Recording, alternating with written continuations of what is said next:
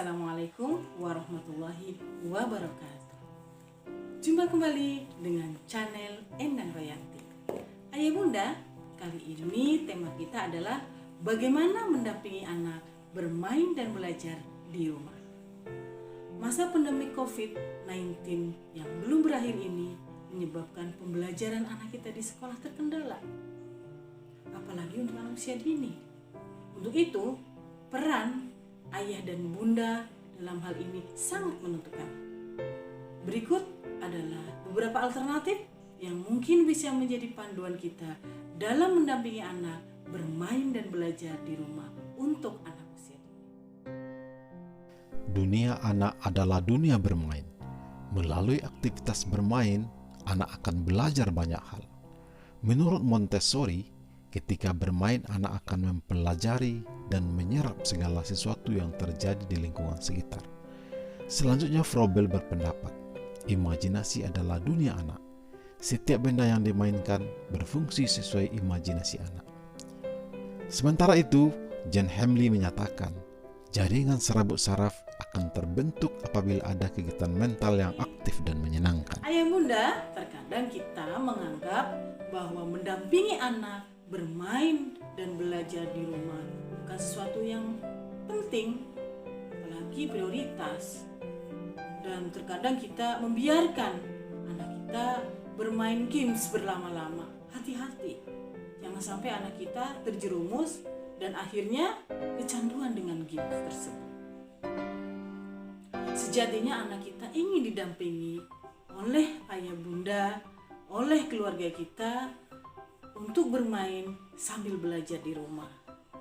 Nah, saat bermain itulah kita bisa menyelipkan pembelajaran yang dititipkan oleh guru anak usia dini kepada kita untuk anak-anak kita. Berikut adalah beberapa kiat yang bisa menjadi alternatif mendampingi anak kita bermain dan belajar di rumah.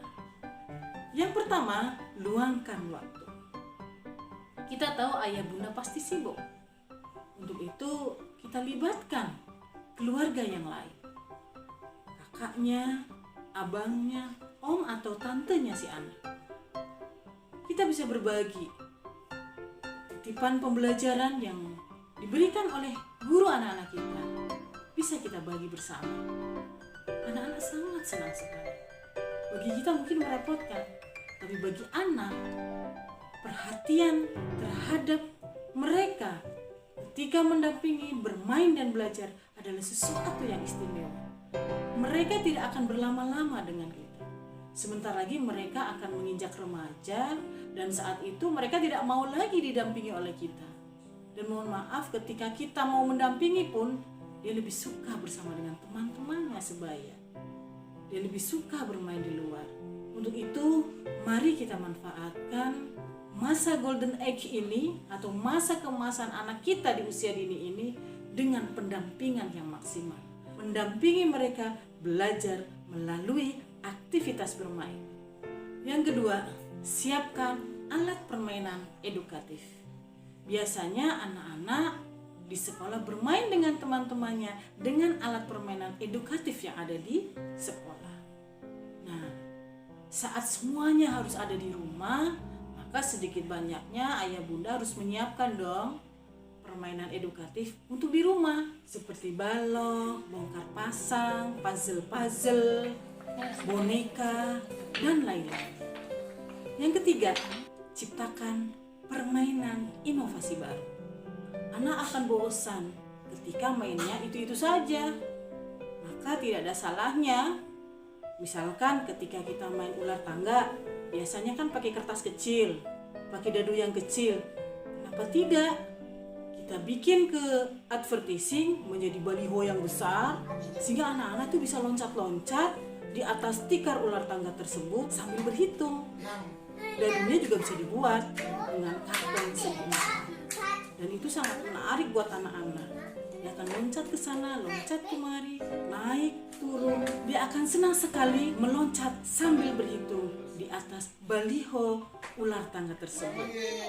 Dan dadunya bisa dibuat dengan karton segi empat yang juga menarik. Permainan inovatif itu yang lainnya bisa di googling aja ayah bunda. banyak hal yang bisa kita berbuat untuk anak kita agar mereka senang di rumah. Di samping senang, otomatis dia juga akan belajar sambil bermain. Yang keempat adalah beri mereka penghargaan. Anak sangat ingin dihargai. Ketika seorang ayah mengatakan, "Wah, ayah bangga bermain dengan Ananda. Ternyata Ananda itu hebat, Ananda itu cerdas, Ananda itu teliti." Pasti sang anak akan muncul pedenya dengan baik. Sebagaimana yang diungkapkan oleh Dorothy Lau dalam puisinya yang berjudul Anak Belajar dari Kehidupan. Ketika anak dibesarkan dengan dorongan, dia akan belajar percaya diri. Ketika anak dibesarkan dengan pujian, dia akan menghargai, dan ketika anak dibesarkan dengan dukungan, dia akan belajar menyayangi. Mari kita jangan pelit dengan penghargaan. Yang kelima, lebih bersabar. Ayah bunda, kita menyadari ketika di kantor atau di tempat kerja, kita bisa bersabar. Bisa bersabar menghadapi berbagai hal, berbagai persoalan. Tapi ketika sampai di rumah, biasanya kesabaran kita mulai menurun. Nah, disinilah tantangan kita sebagai orang tua.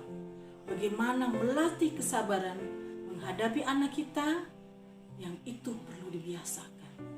Untuk itu, apapun latar belakang kita, mari kita tambah porsi kesabaran kita.